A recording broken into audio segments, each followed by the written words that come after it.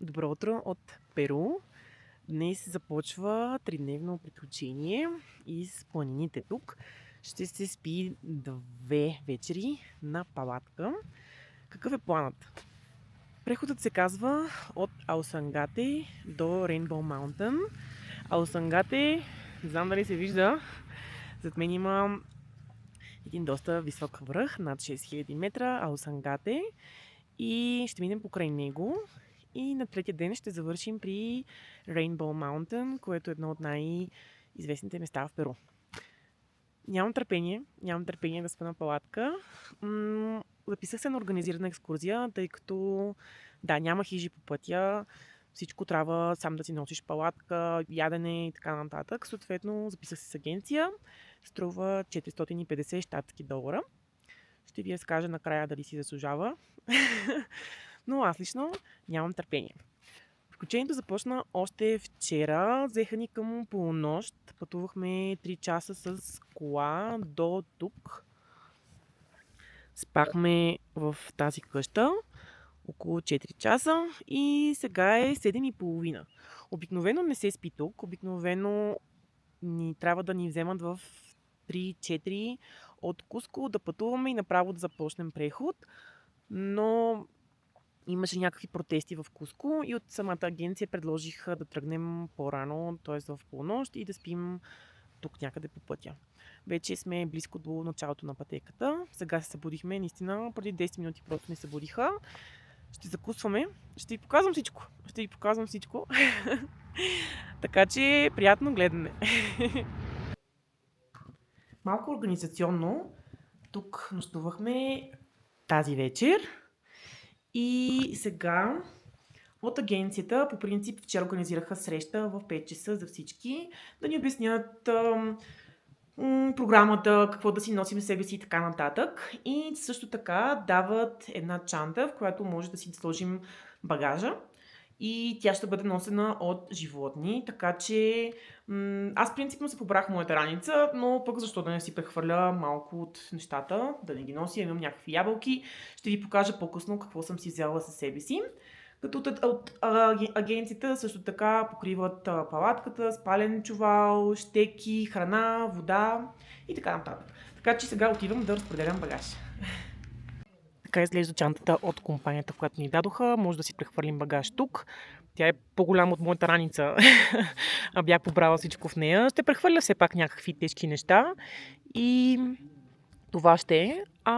Дадоха ни също така и малко хапване за през деня, бананче, бисквитки и така нататък, въпреки че през деня ще ни организират и обяд. Първата закуска е ечица, сирене, има шоколад, чай, кафе и е с гледка към Аусангате. Не знам дали се вижда тук някъде. Хапваме и потегляме. 15 минути с колата и пристигнахме при началото на маршрута. Сега приготвят животните и след малко потегляме.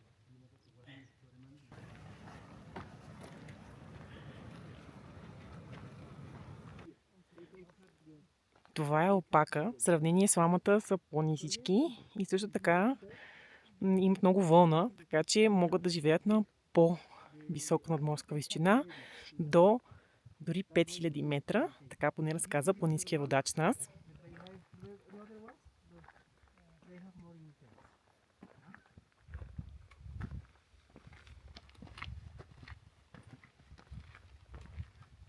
Кратка спирка при местни, които отглеждат картофи.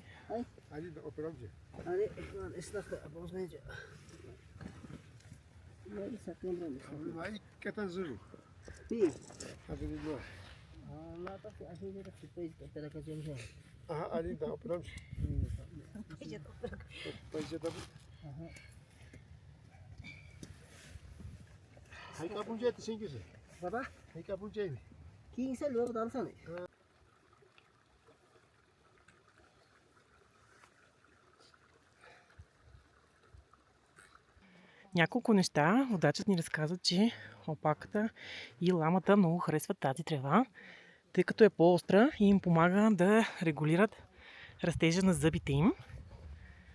Също така си поговорихме за месото от лама, алпака и морско свинче. Водачът каза, че е изключително хубаво това месо, тъй като тези животни хапват най-вече трева. Аз пробвах между другото месо от морско свинче преди около седмица. Има вкус на пилешко месо. Не е нещо особено, но няма много месо, има доста кости. И друго интересно нещо, което ни разказа водачът, е, че местните много почитат планината, земята, слънцето, тъй като с това са неща, които могат да се чуят, видят, усетят. Те ни носят водата, храната. И каза, че никой в Перу не е задължен да има определена религия, но всеки трябва да почита майката земя. В момента сме на около 4000 метра и повече, може би 4500. Така че малко човек се задъхва. Не е сложен преход за сега, главно сме по нещо като черен път. Но човек се задъхва.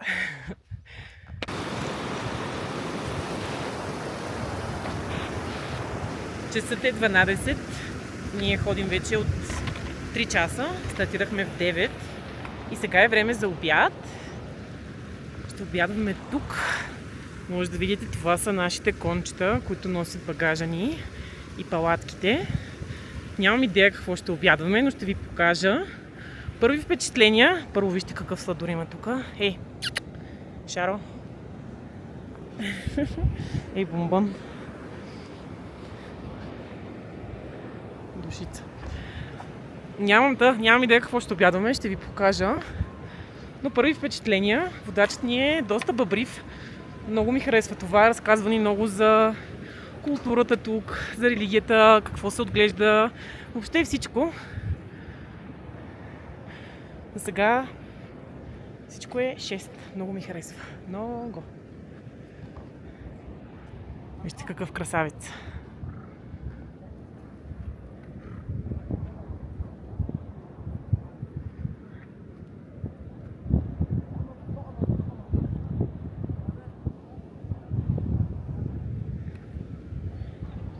Тук има няколко къщи.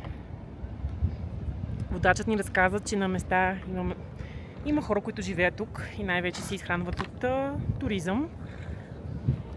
Именно като водачи или да помагат с конете. Ние си имаме с нас, мисля, че един готвач и двама, които помагат с конете. Тоест общо сме 7 души.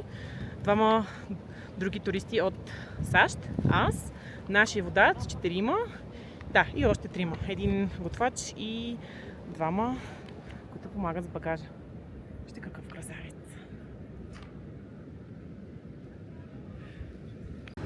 Отново при мястото за обяд, тъй като наблизо има вулкани. Вижте и изворите тук. Водата е вряла. Зад мен смесват тази вода и реката. И има басейни. Има басейни, където може да поплувате.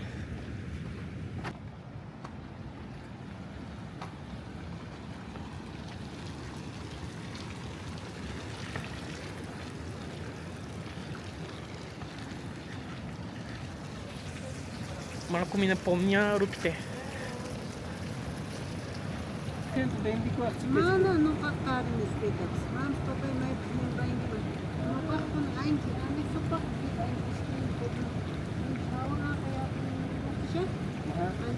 Заговорихме си с жена, която е от тук. Тя говори кечуа, това е местния език. Разбира испански, но не говори испански и съответно нашият водач ни превеждаше. Аз малко я проспитах някакви неща. Разказа, че е родена зад хълма, наблизко. Има 4 деца, които живеят по градовете. Мъжът е починал преди 4 години и сега тя живее тук през цялата година. Сега е началото на зимата. Зимата казаха, че е до юли, август, нещо подобно. И времето е най-хубаво. Не вали сняг, нещо подобно. Дъждовният сезон е от декември до април, казаха. Тогава е най-неприятно, понеже вали. И какво още?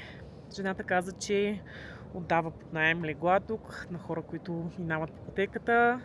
Продава бира и някакви други неща. И иска обаче да продаде своята земя тук, тъй като няма бъдеще. В района, както виждате, няма много какво да се прави.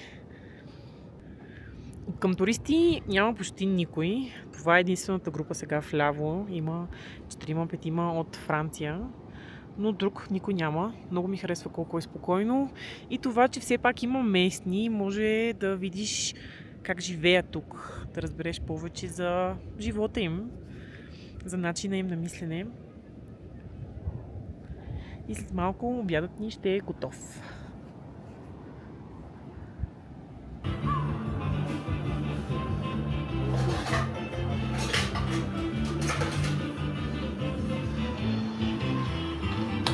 Hola. ¿Todo bien?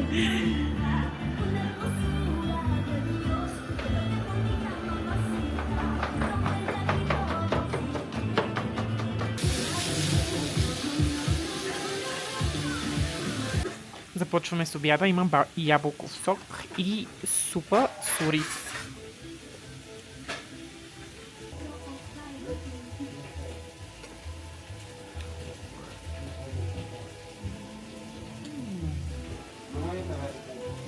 Гладна тук няма да остана. Ще има ориз, пиле, салата и хляб или кекс, не съм го пробвала още, от тиква. Изглежда уникално. Приключихме с обяда. Направо не ми си мисли, толкова си хапнах. Беше страхотно. Това, че така беше украсил чиниите, че сякаш си в луксозен ресторант. Много съм впечатлена.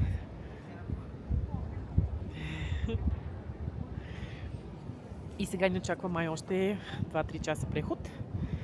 И после нощувка на палатка. Тук обядвахме и сега продължаваме по пътеката право към Алсангате. Единодушно решихме, че искаме да си вземем едно чуко за вкъщи. Просто са толкова сладки.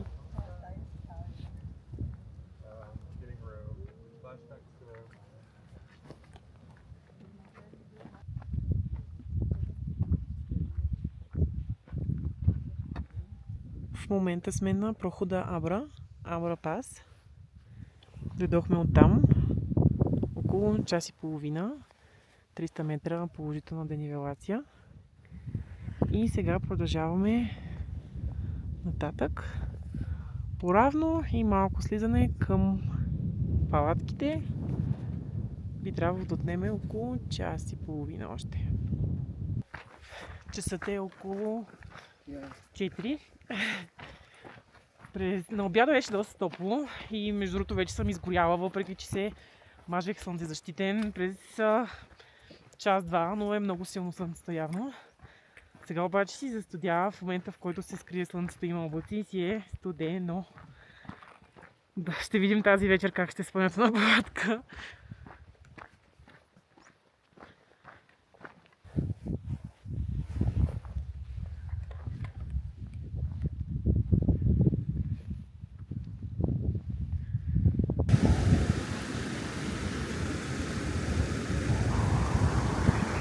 Почти е 6 и малко закъсняваме.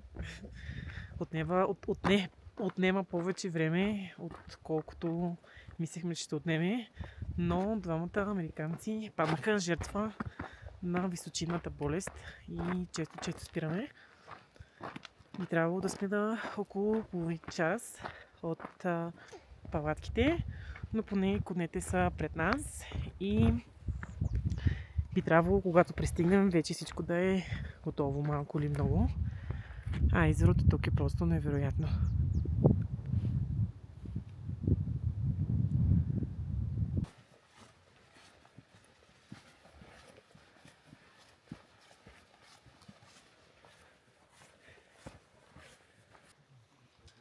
Часът е 6:10.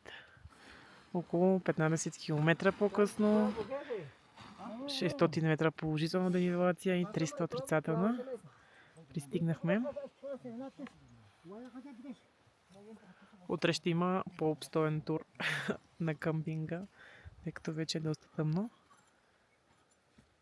И утре може да ви разкажа и какво сме хапнали за вечеря. Добро утро! Часът е 5:30. Показвам ви лагера.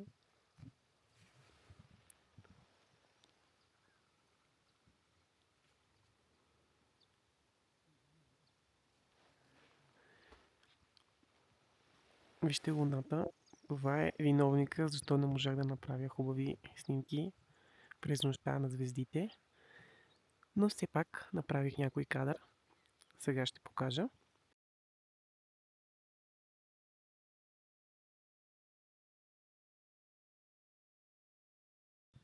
А това е гледката в другата посока. Разказвам ви малко за вечерта. Вечеряхме, имаше пиле, картофено пюре, спагети и зеленчуци. Легнахме си може би около 9 часа вечерта с много дрехи. И също така от агенцията ни дадоха и hot water bottle, което е бутилка пълна с вряла вода, за да те топли през нощта. Мисля, че с нея се получи доста добре. Доста сладко си поспах. Време е за румтур. Показвам ви палатката ми. И гледката от нея. Показвам ви какво си взех с мен. Имаме термобельо, тениски, дъждобран, панталони. Имам и с мен един по-дебел за през нощта. Ябълки, лятна шапка, зимна шапка, 2 чифта ръкавици, челник, статив, слънчеви очила, външна батерия, чаршаф за спален чувал, чехли, яке, вода. И тук това е раницата ми с малко бельо, зарядно и козметика. От агенцията ми дадоха тези 2 слоя за спален чувал, спалния чувал, възглавница и тоалетна хартия. По мен имам още няколко неща, пухинка, още термобельо, бъв, зимния панталон, както казах, под зимния панталон съм с термобельо. И това е общо взето. Как ви се струва? След малко е време за закуска. Това е палатката ми отвън, между другото. В момента прибирам нещата.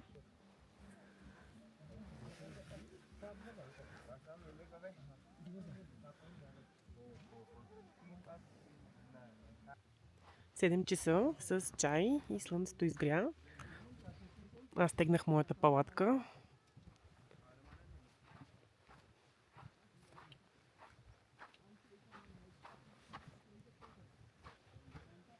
Сега отивам нататък. Би трябвало да се вижда още едно езеро. Ето това е да пиеш сутрешния си чай с гледка.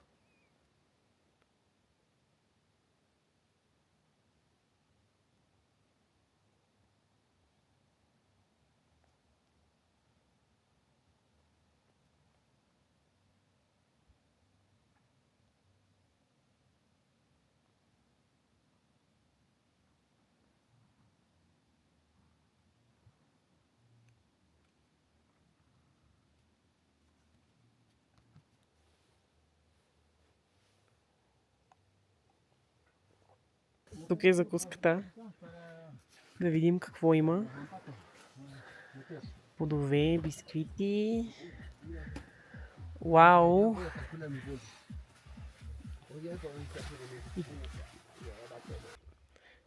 Часът е 9 и потегляме. Предстоят ни 3 часа до мястото за обяд.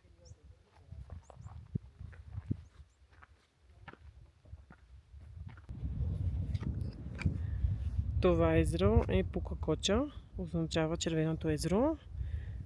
Мени цвета си спрямо различните сезони. През август има червеникав цвят. Аусангата е пред нас. На кечуа означава високо място. И това всъщност е най-високия връх в района на Куско. Около 6400 метра. Сега прехвърляме хълма зад мен и напускаме, така да се каже, масива на Аусангате.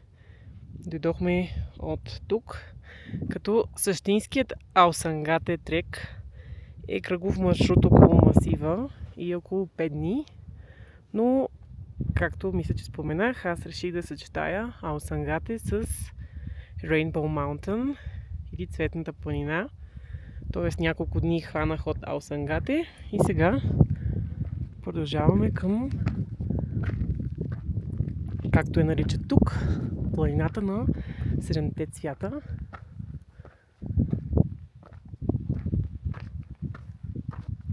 Още не се вижда, но пък сега ще ви покажа гледките.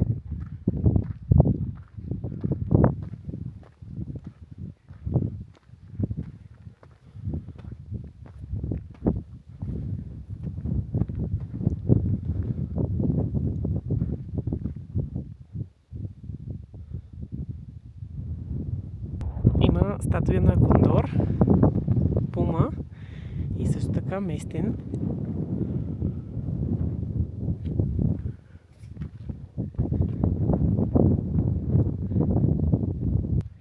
Малко е студено.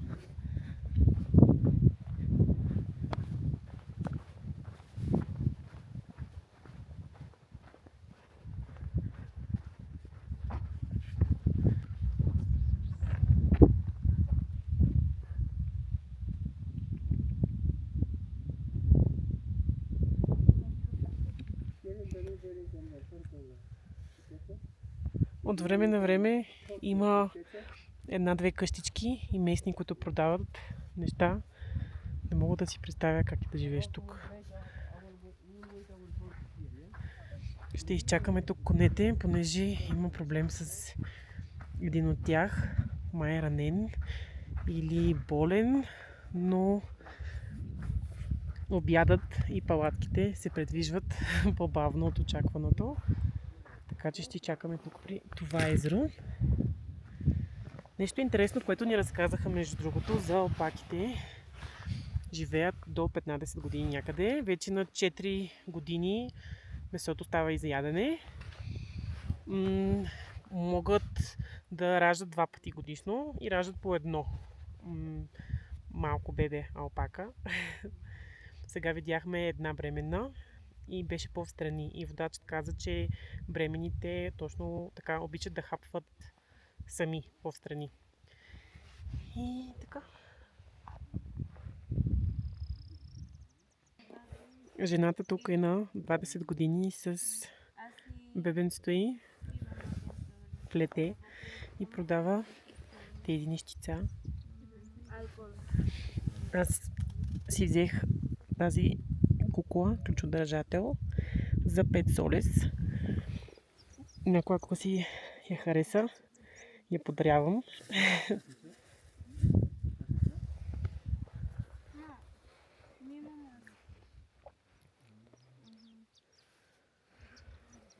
Каза, че живее малко по-надолу и идва тук всеки ден с бебето си, за да продава каквото е направила.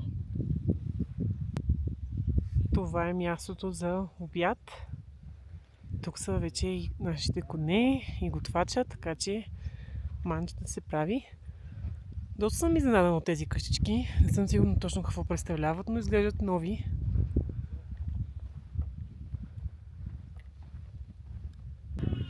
Казаха, че това е място за настаняване. Аз съм малко изненадана, тъй като бях чела, че няма къде да спи човек по трасето, но явно се работи по въпроса. Сега ще влезна в една от къщичките. Уй, дискульпе! Охо! Да видим как се приготвя обяда.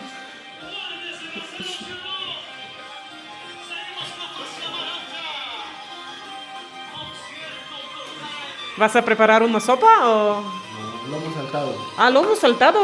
Ah, muy bien. Окей, ще направят lomo saltado. Това е известно ястие, традиционно за Перу. Днешното предястие е зеленчукова супа. Guacamole. При основното имаме салата, авокадо и 2 вида ломо салтадо с телешко и с пилешко.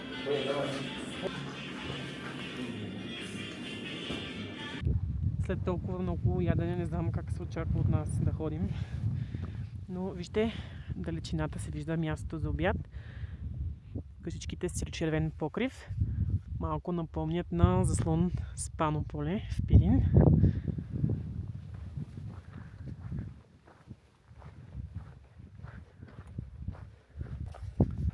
Вижте цветовете на планината.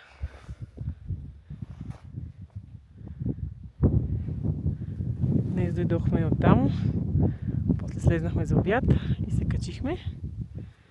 И сега трябва да прехвърлям и тук билото.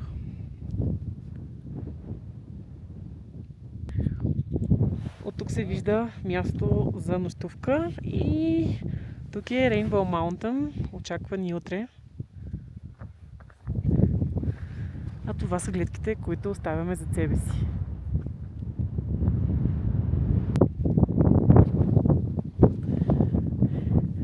Не знам на коя страна ми харесва повече гледката. Всичко е страхотно.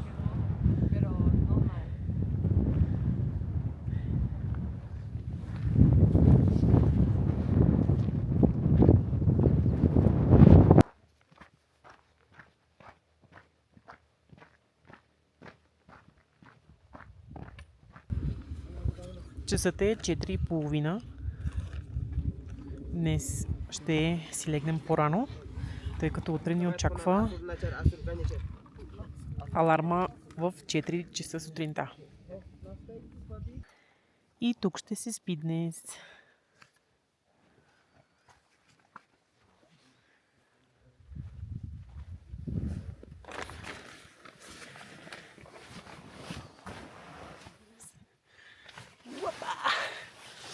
Сега задачата ми е да си оправя палатката и да сложа всички възможни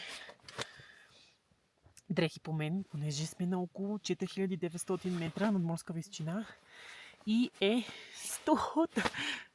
Така изглежда лагера по залез.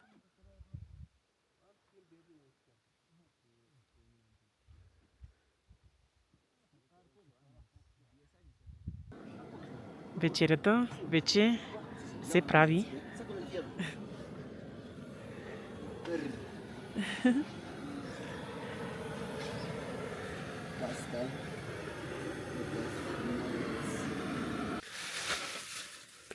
Белим и режем картофи. Ще има пържени картофи и сега ще се правят пуканки.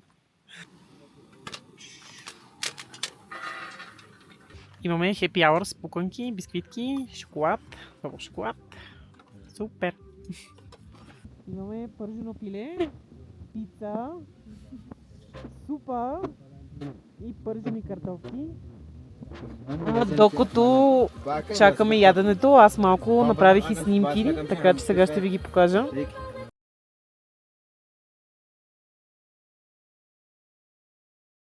Изглежда муа! Започваме с супа. Ето го и резултата. Пиле, макарони, пържени картофи и пица на близо 5000 метра надморска височина. Време за сън. Слагам всички 10 слоя дрехи и лека нощ.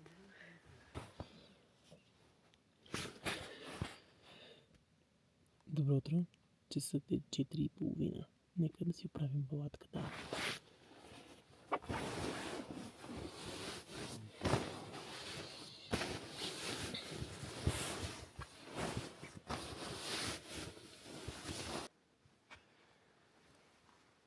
Вижте, палатката е замръзнала.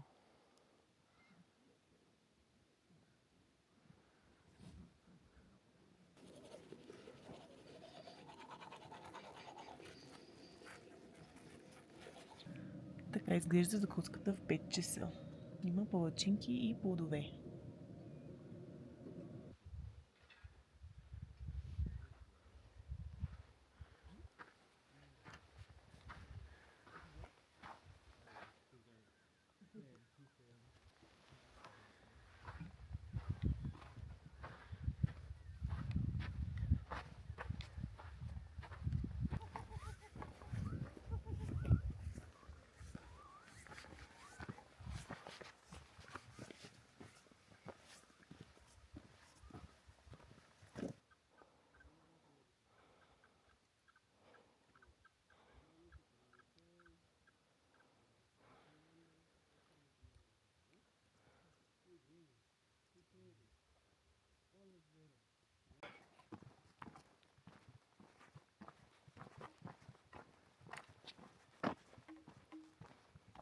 Почти при Rainbow Mountain или Цветната планина съм вече.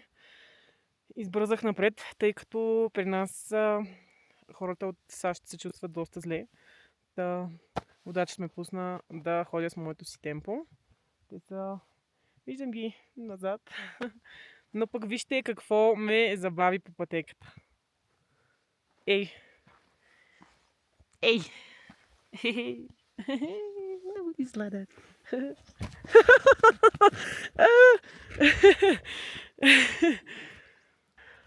Така изглежда входа към Rainbow Mountain.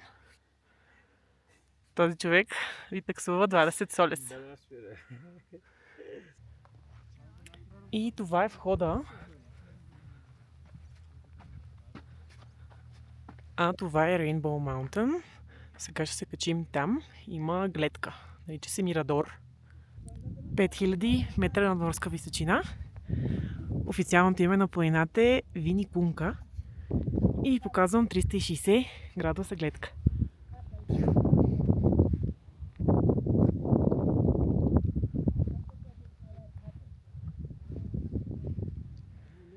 Това е Алсангате. Оттам дойдохме, а вчера нощувахме там. Оля! Туристите, които идват за еднодневна екскурзия, идват от тук. Ние ще слезем и там ни чака вана обратно към Куско.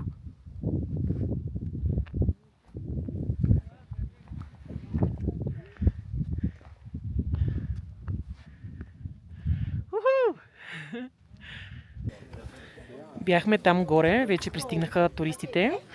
Както може да видите, местните са организирали доста сергии, може да си вземете нещо за хапване, някоя напитка. Също така има лами, с които може да се снимате. Аз си направих една снимка срещу 2 солес или около 1 лев. Сега ще ви я покажа. Водачът ни разказа малко повече за Rainbow Mountain. Първо, това в превод на български е планината Дъга, нарича се така заради формата и цветовете. Мястото е станало популярно преди около 7-8 години, когато турист, който е обикалял в района, е направил снимка, която се разпространила в социалните мрежи. Бих казал, че снимките, които съм виждала онлайн, със сигурност са направени цветовете да бъдат по-ярки. И нещо друго, което ни разказа водачът, е, че местните спорят кой да печели от това място. И за сега спорът е решен по последния начин. Ако туристите идват от тази страна, плащат на местните, които живеят от тази страна. Ако идват от другата страна, плащат на местните, които живеят от другата страна.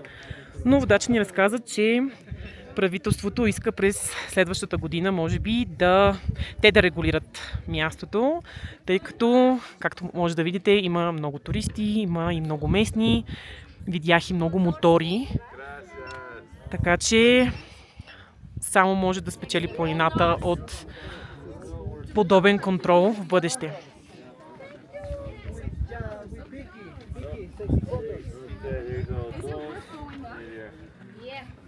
Часът е, сега ще видя, може би около 8 часа вече.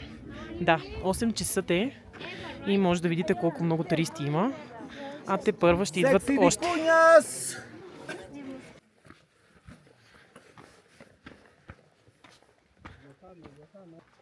Има и услуга да се качите с кон до Rainbow Mountain. Ако идвате за еднодневна екскурзия до Rainbow Mountain, това е пътя, като черен път, плавно се изкачва и това е Rainbow Mountain.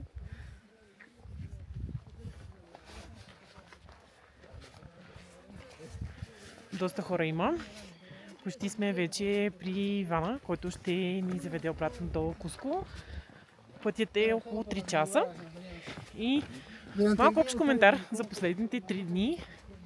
Първо, иска да ви разкажа за животните. Говорих с водача, че няма мечки, има пуми в по-високата част на планината, но няма някаква опасност за хората. Но общ коментар за тези 3 дни. Много ми хареса. Всичко беше много хубаво, много добре организирано. Водачът ни разказа много неща. Храната беше страхотна наистина. Може би любимата ми част беше втория ден, когато се събудих и планината беше пред мен, Алсангате. За Rainbow Mountain бих казала, че може би има малко смесени чувства. Хубаво място е, но ми се струва, може би, малко прехвалено. Вчера видяхме подобна планина, която не е въобще известна. Просто малко показва социалните мрежи, как могат да направят едно място, наистина една известна туристическа атракция. И със сигурност снимките онлайн на планината са засилени са цветовете. По-ярки са, отколкото на живо. Хубаво място е, не искам да ви отказвам. Но в района на Куско има и други планини, които имат същия ефект, който се получава всъщност от различните минерали. Така че, ако идвате насам, бих препоръчала, може би, да разгледате и другите варианти. Не съм сигурна точно как се казваха, но, например, моя хостел предлагаше екскурзии и до другите планини, които изглеждат по подобен начин, тъй като тук наистина има много хора. Това е моят съвет, може би. Надявам се, че видеото ви е било интересно и че съм успяла да предам емоциите и гледките. И благодаря, че споделяте всяко едно приключение с мен. Очаквайте скоро още преходи в района на Куско и също така в джунглата. Така че до скоро от Перу!